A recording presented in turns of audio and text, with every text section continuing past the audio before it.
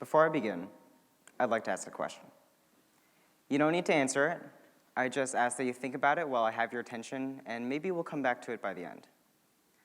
So my question is, what is more important to you? The desire to learn what is right, or the desire to have been right? The answer should be obvious, right? Go ahead and think about it as we ponder how we got where we are. Because the 2020s got off to a bit of a rough start, to say the least. And while we unfortunately cannot change the past, we can learn from it. To improve and make the most of the rest of the decade, we must first reset and think about why we think the way we think. Now, our thoughts have never truly been our own. The way we are raised, our peers, our community, our parents, they all influence the way we think. This isn't really a problem. In fact, it's even expected that we would adopt similar worldviews as the people that bring us into the world and agree with the values of our community. Community building is a natural survival tactic for us. However, thanks to the global community that the internet has created, there are more things that influence our lives than ever before. Where once it was perhaps the opinions of a few hundred in our immediate vicinity, now there are millions. And more things that influence us, the less thinking we end up doing ourselves.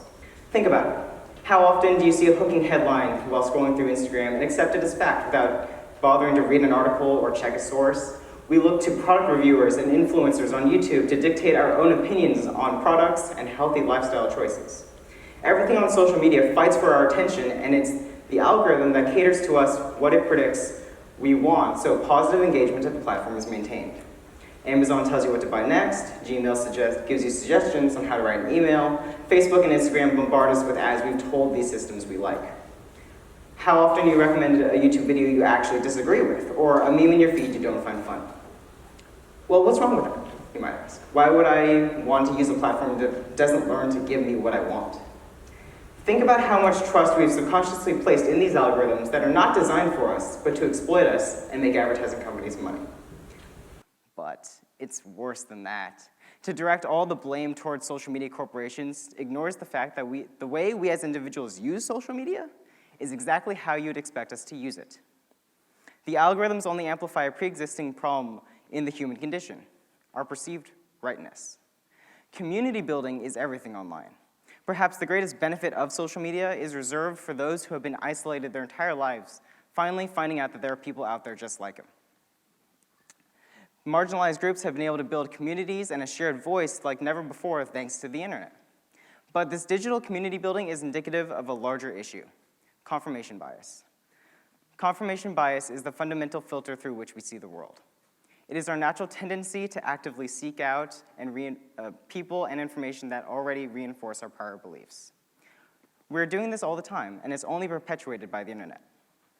Every interaction we have on social media is tailored for us to agree with, and it's never been easier to ignore what we disagree with.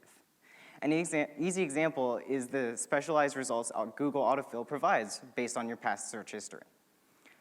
We follow and communicate primarily with the people we align with, creating an echo chamber of opinions in which everything we encounter is something we've encountered in the past, reinforcing what we already believe. It is within these echo chambers where our worldviews are shared and opinions are validated but never challenged. In our desire for our beliefs to be right, we ignore any evidence that might contradict or challenge them, labeling it misinformation rather than accept the challenge of debate and learn something in the process. Our fear of being wrong often overpowers our desire to be right, so we only see what we want to see. But why do we let our tailor-made internet experiences do the thinking for us, besides the fact that we're so susceptible to its design? On a whim, why can't we think for ourselves and express our own authentic opinions and thoughts? Well, a few people disagreeing with you is one thing, but the majority disagreeing with you is something else entirely. Cancel culture. How could we share thoughts that go against the social norm if we commit social suicide by doing so? Losing our immediate relationships, our careers, our status, our reputation, these are all the very real and very difficult repercussions the victims of cancel culture have faced. Meet Paul Curry, a tenured psychology professor at my school, Reed College, who is currently under private investigation by the school after a TikTok of him uploaded on March 17th went viral, directing racist verbiage towards Latino employees at a fast food drive-thru. I'm certainly not going to play it for you up here, and I encourage you to find it on your own and form your own opinion, but the contents of the video are appalling to say the least. After an uninformative response from the Reed administration and a lackluster apology from Curry himself, the student body organized a walkout in front of the Psych building on March 30th. Out of respect for my peers, I won't show you images of the protests themselves, but what was intended to last from 11 to 11:30 became a 2-day sit-in protest comprised of hundreds of my peers within the halls of the administrative building, Elliott Hall, in a successful attempt to disrupt the normal processes of the school admin. What started as a demand for the immediate firing of Paul Curry became a demand for the school administration to address long sought-after institutional change towards racism. News reports attended the event and stories of the protests made state news, not unlike similar occurrences during the summer and fall of 2020 at this very school. Suffice it to say, cancel culture is the direct result of the amplification of groupthink, thanks to social media.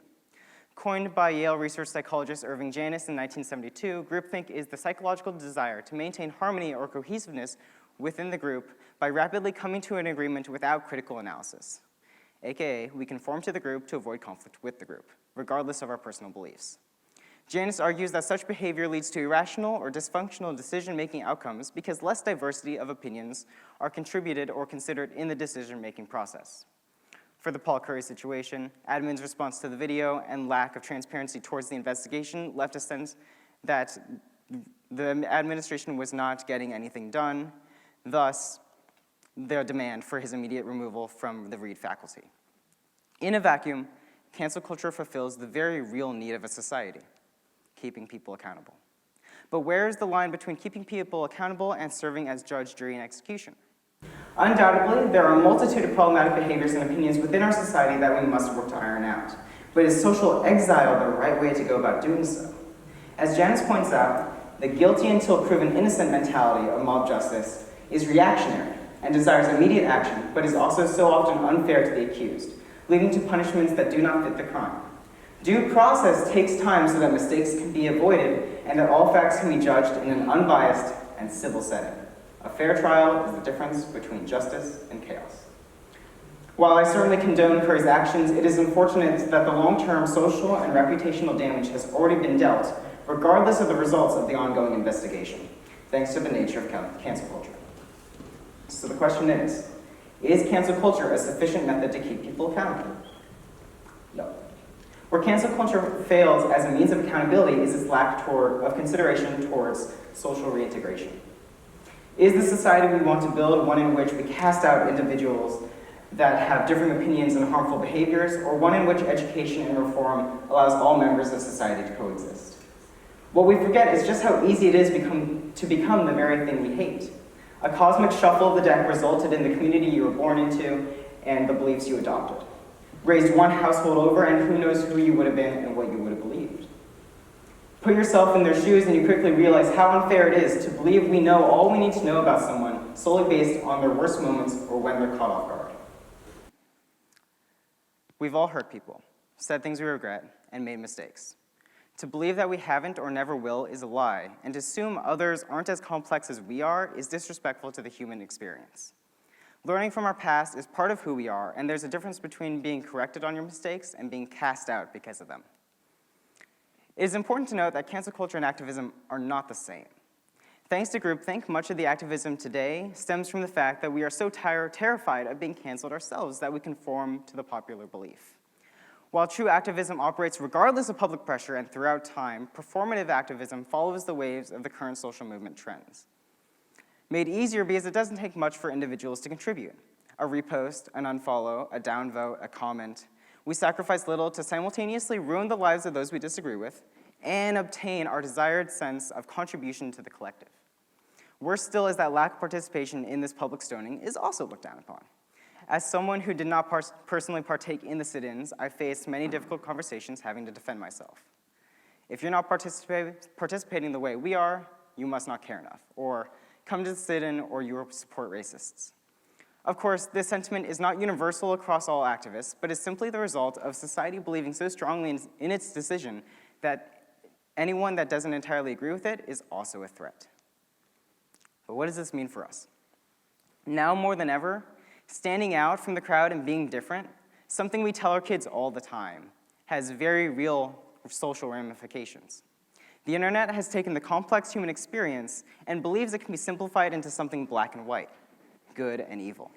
No matter how rewarding our quote-unquote activism is, we are not heroes bringing down villains, but rather the canceled and the yet to be canceled. In a desire for our accountability and equality, we have killed individualism. Perhaps most devastating of all, we lose every idea or thought that is left unspoken for fear of the backlash it might bring. But what can we do about it? We can look again at ourselves. Ask yourself why you believe the things you believe and what influences your beliefs. What have I ignored because of my confirmation bias or the echo chambers I find myself in? Maybe you can't just be yourself with confidence that the world will accept you as you are anymore. But you can learn to think for yourself. Socrates might say we are the men in the cave refusing to leave because believing that our reality is the correct one is more important to us than knowing the true reality. Don't keep yourself in the dark for fear of being wrong, but understand that searching for the truth is more important than believing you already know it. Don't dismiss those who disagree with you, but seek them out, not to prove them wrong, but because you could be wrong. Invite debate. Learn to listen to what others have to say and understand every side of an argument. If no idea was ever questioned or challenged out of fear of being wrong, we would never be where we are today. We cannot grow as people if we already believe there is no room for improvement. Ayesha Takabani once said, "It is a pleasure to be wrong, because when you are wrong, you are closer to being right." Maybe the first sign of knowing anything is knowing you know nothing at all. So there's only one thing left to do: reset. It isn't going to be easy, but we must fight the battle to think for ourselves, seek out what is right rather than pretend we already are, and most importantly, at least for me, accept that I might be wrong. Thank you.